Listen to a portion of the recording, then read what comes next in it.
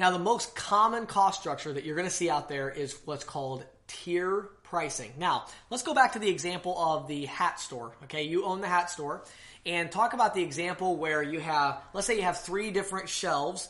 One shelf is for the inexpensive hats, maybe call those the value hats. Those are the ones where your cost was a lot less on those. You have another shelf, and maybe you call that your team hats or whatever, and that's your medium. So they cost $15. So every hat on that wall is $15. And then you have your third one, your premium hats, and those are $20. That's an example of tier pricing. Now, in credit card processing, the way it works is each transaction that's run through the terminal would be like one of the hats in the hat store. Each transaction has a different cost to it. So the credit card processing company knows when that transaction comes through, they know, based on what that transaction was, they know how much they're going to have to pay in interchange fees for that particular transaction, okay?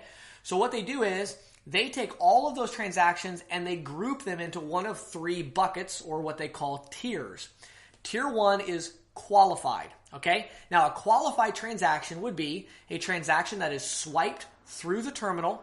It would also be a regular credit card or regular check card. That would be a qualified transaction, okay? So it has to be swiped through the terminal, and again, it varies, but usually it's going to be a qualified card would be a check card or a regular credit card, not a rewards card or a corporate card or anything like that.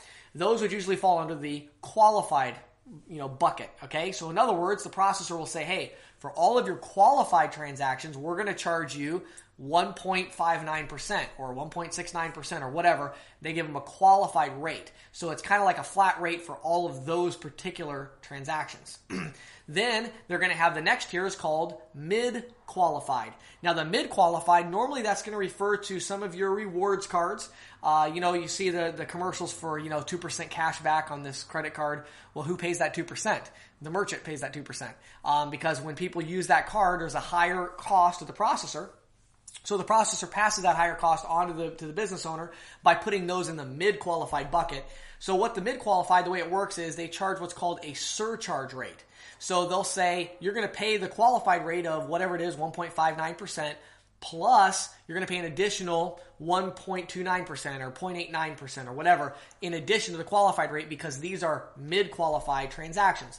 Now, again, what makes a transaction mid-qualified is a couple things. It could be some of the lower-end rewards cards.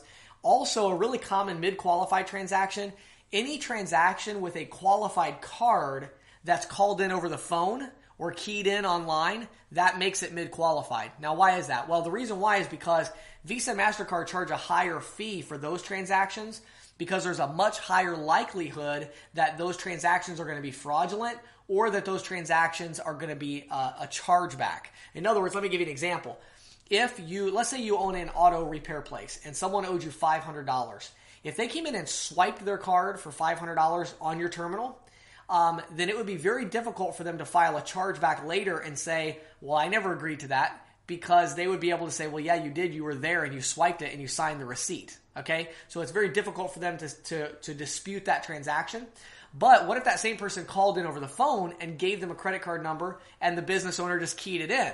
Well, then they could say, well, that wasn't me. I don't know who had my card, but that wasn't me. So it's easier for them to do a dispute or a chargeback. So because of that risk, Visa and MasterCard charge a higher cost, which makes them mid-qualified, which puts them in a higher bracket as far as the fees that the merchant is going to pay. The third bucket or tier is called non-qualified. Now, non-qualified transactions, really, there shouldn't be very many of those for most business types, but a non-qualified pretty much is your corporate rewards cards and your higher-end cashback cards. So, you see people come in with a Sears card or whatever. Those cards are pretty much all non-qualified transactions. Again, because of the high cashback, rewards that are involved, Visa and MasterCard charge a higher interchange fee in order to offset the cost of providing those rewards benefits. So the 3 tiers that you have on tier pricing is qualified, mid-qualified, and non-qualified. Now, we're going to talk about some other fees in a section here in a little bit, but let me give you one other thing this will kind of throw you for a loop. So I just told you have 3 buckets, right? You have qualified, mid-qualified, non-qualified. Well, there can actually be a 4th bucket, okay? And let me explain what that is. If you remember earlier an example I gave, I mentioned that the check cards, so the bank cards, have a much lower interchange fee or a much lower cost than the average credit card.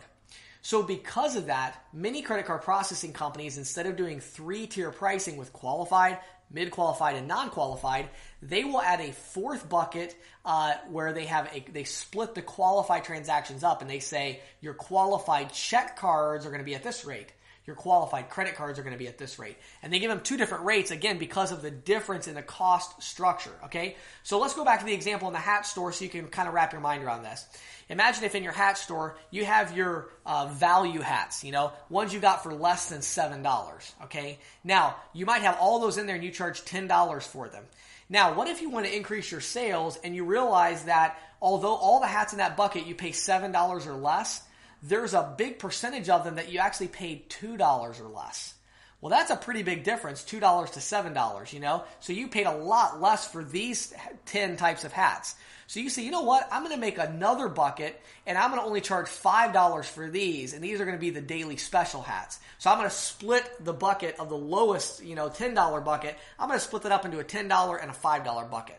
And that's what basically happens with 4-tier pricing. They take that lowest fee structure, the qualified rate, and they split it up between check card and credit card. So that's tier pricing, and we'll look at that in a lot more detail when we get into the understanding statements section.